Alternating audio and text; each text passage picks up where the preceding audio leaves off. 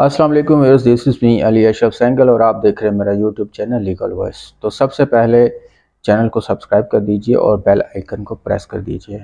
नाज़रीन करम, हम पाकिस्तान के शहरी हैं और Pakistan being a citizen of Pakistan, हमारे जो हुकूक हैं उनसे आगाह होने के लिए हमारा आईन पाकिस्तान से आगाह होना बहुत ज़रूरी है। तो जिस तरह से रियासत की कुछ जिम्मेदारियाँ हैं, वैसे ही आइन के अंदर बहुत सारे हकूक़ उसके शहरियों को दिए गए हैं। तो उनसे आगाह होने के लिए हमें कानून को समझना और कम से कम आइन पाकिस्तान को समझना हर शहरी का बुनियादी फ़र्ज़ है। जब तक आप अपने हकूक़ से आगाह नहीं होंगे तो आप अपने हकूक़ के लिए आवाज़ भी नहीं उठा सकते। तो जो न्यू कमर्स हैं, LLB स्टूडेंट्स हैं, उनके लिए और जो कानून से दिलचस्पी रखते हैं उनके लिए मैं ये सिलसिला शुरू करने लगा हूँ। तो आज हम आईन पाकिस्तान का मुताला करेंगे। सबसे पहले मैं आईन पाकिस्तान के बारे में आपको जो मेन इंग्रेडिएंट्स हैं वो उसके बारे में बताऊँगा। कॉन्स्टिट्यूशन ऑफ पाकिस्तान 1973, इसके टोटल आर्टिकल्स हैं 280 इसके दफ़ात हैं, आप कह सकते हैं आर्टिकल हैं। अमेंडमेंट्स इसमें अब तक हुई हैं 26 प्लस अमेंडमेंट्स इसमें हो चुकी हैं, तरामीम जो हो चुकी हैं। और इसके जो शेड्यूल्स हैं वो है 7, इसके पार्ट्स हैं 24। तो सबसे पहले हम आज आईन पाकिस्तान का पार्ट 1। तो नाज़रीन कराम, हम शुरू करते हैं। आज हम आर्टिकल 1 पढ़ेंगे आईन पाकिस्तान का। The Republic and its territories. Pakistan shall be a federal republic to be known as the Islamic Republic of Pakistan, hereinafter referred to as Pakistan. Pakistan एक इस्लामी जमहूरिया पाकिस्तान होगा जो कि इस्लामी जमहूरिया पाकिस्तान के नाम से जाना जाएगा। इसका जो सब सेक्शन है 2, उसको हम पढ़ेंगे। The territories of Pakistan shall comprise the province of Balochistan, KPK, Punjab and Sindh. Subsection B है the Islamabad capital territory hereinafter refer to as the federal capital. जो Punjab provinces of Balochistan, KPK, Punjab और सिंध जो हैं वो इसके सूबे होंगे और इस्लामाबाद जो है वो इसका कैपिटल टेरिटरी होगा, दारुल खिलाफा होगा। सबसेक्शन सी है the federally administrated tribal areas. जो फेडरली एडमिनिस्ट्रेटेड ट्राइबल एरियाज हैं वो भी इसमें शामिल हैं। Such states and territories as are may be included in Pakistan whether by accession or otherwise। और इस किस्म की रियासतें जो पाकिस्तान में इल्हाक हो सकती हैं, जो पाकिस्तान के साथ इल्हाक करेंगी, जैसा कि आज़ाद कश्मीर एक रियासत है पाकिस्तान के साथ मुल्हिका है, तो वो भी इसमें शामिल होंगे। सबसेक्शन 3 है मजलिस शूरा। Parliament may by law admit into the Federation new states or areas on such terms and conditions as it thinks fit। और जो पार्लियामेंट है वो नई रियासतों को या इलाका जात को ऐसी टर्म्स एंड कंडीशंस पर जो कि वो मुनासिब समझती है एडमिट कर सकती है, तस्लीम कर सकती है। अब हम आएंगे आर्टिकल 2 पे। इसका आर्टिकल 2 है Islam to be state religion. Pakistan का जो मज़हब है वो इस्लाम होगा। इस्लाम जो है वो कौमी मज़हब होगा। रियासती जो मज़हब है वो आपका इस्लाम होगा। Islam shall be the state religion of Pakistan. State जो है हम कह सकते हैं पाकिस्तान इस्लामिक स्टेट है। तो आर्टिकल 2 जो है वो पाकिस्तान को इस्लामिक स्टेट डिक्लेयर करता है।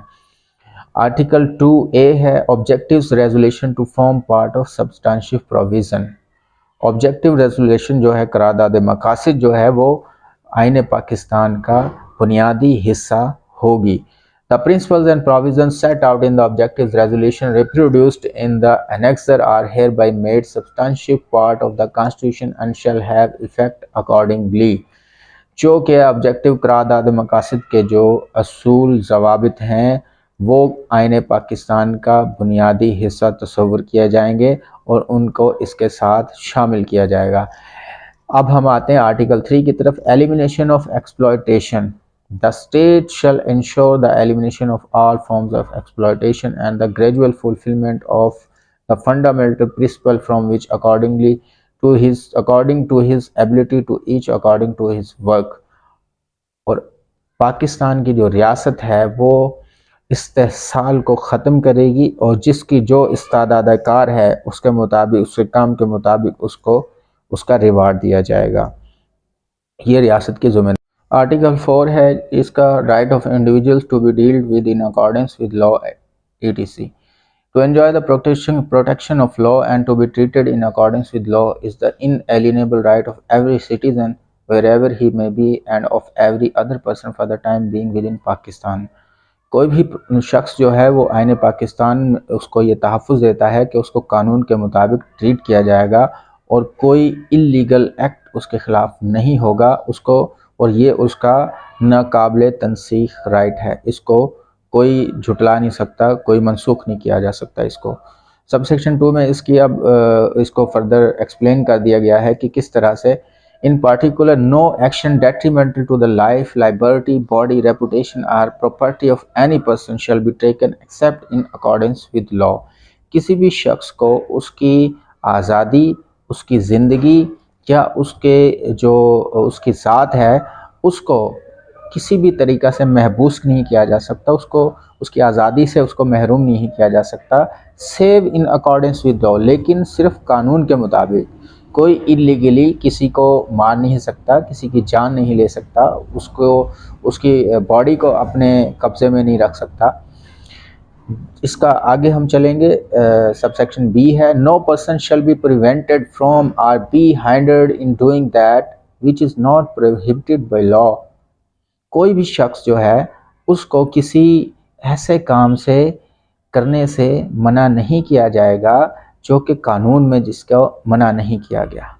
जिस काम को कानून मना नहीं करता उससे किसी शख्स को रोका नहीं जाएगा। सबसेक्शन सी है, no person shall be compelled to do that which the law does not require him to do. और अब इसके उलट है कि जिस काम का कानून करने को नहीं कहता उसको करने के लिए किसी को मजबूर नहीं किया जाएगा।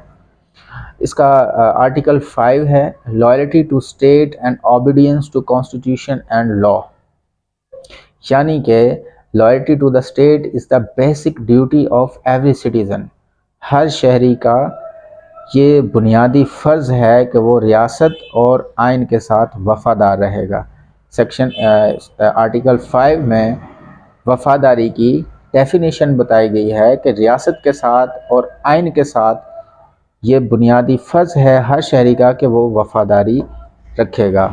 Obedience to the constitution and law is the inviolable obligation of every citizen wherever he may be and of every other person for the time being within Pakistan.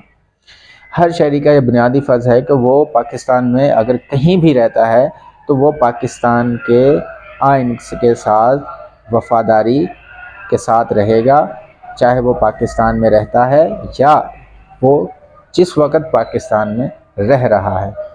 High ट्रीज़न, अब ये आर्टिकल बड़ा इम्पोर्टेंट है। Article 6 है जिसके तहत general Parvez Musharraf को अदालतों में बुलाया गया, उनके ऊपर केस चलाया गया। ये वही आर्टिकल 6 है, तो इसको बड़े गौर से सुनिएगा।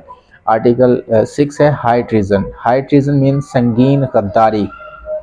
संगीन गद्दारी क्या होती है? अब हाई ट्रीज़न की आर्टिकल 6 में डेफिनेशन, एनी पर्सन हु एब्रोगेट्स, कोई भी शख्स जो कि रद्द करता है, आर सबवर्स या डिस्ट्रॉय करता है, are suspends are holds in abeyance या कालादम करता है या कुछ देर के लिए उसको रोक देता है, उसमें रुकावट डाल देता है, आर या attempts or conspires to abrogate or subvert or suspend or hold in abeyance या वो कोशिश करता है उसको रद्द करने की, रोकने की या होल्ड करने की या कुछ देर उसको सस्पेंड करने की, तो the constitution by use of force or show of force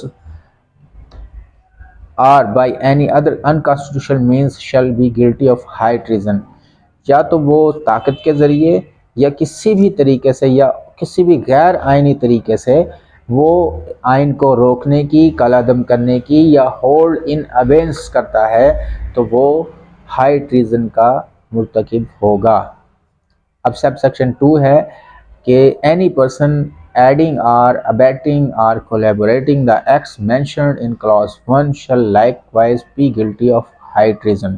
और जो पहले सेक्शन 1 में बताया गया है उसमें अगर कोई बंदा ऐसे बंदे को सपोर्ट करता है तो वो भी गद्दारी का मुर्तकिब होगा।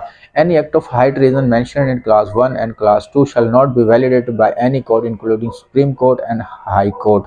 और इस तरह का जो एक्ट है उसको ना तो सुप्रीम कोर्ट वैलिडेट करेगी और ना ही हाई कोर्ट करेगी। उसकी जुरिस्डिक्शन का इख्तियार किसको होगा वो आगे बताया गया है सबसेक्शन 3 में। मजलिस शूरा parliament shall by law provide for the punishment of persons found guilty of high treason। Parliament जो है वो गद्दारी के हाई ट्रीजन के जो मुजरिम हैं जो मुर्तकिब होते हैं उनकी सज़ा का तयन करेगी। और वो क्या होती है उसकी हाई ट्रीजन जो होता है the punishment of high treason will be death और लाइफ इम्प्रिजमेंट। उसमें सज़ाए मौत होगी या उम्र कैद होगी। तो आज हमने इसका पार्ट 1 पढ़ा। उम्मीद है कि आपको इससे फ़ायदा होगा। जो न्यू स्टूडेंट्स हैं एलएलबी के उनके लिए और जो कानून से दिलचस्पी रखने वाले अफराद हैं उनके लिए भी बहुत शुक्रिया हमें सपोर्ट करने का। हमारे चैनल को सब्सक्राइब कीजिए और नेक्स्ट वीडियो में हम इंशाल्लाह फिर हाज़िर होंगे अगले चैप्टर के साथ। तब तक के लिए अल्लाह हाफिज़, टेक केयर।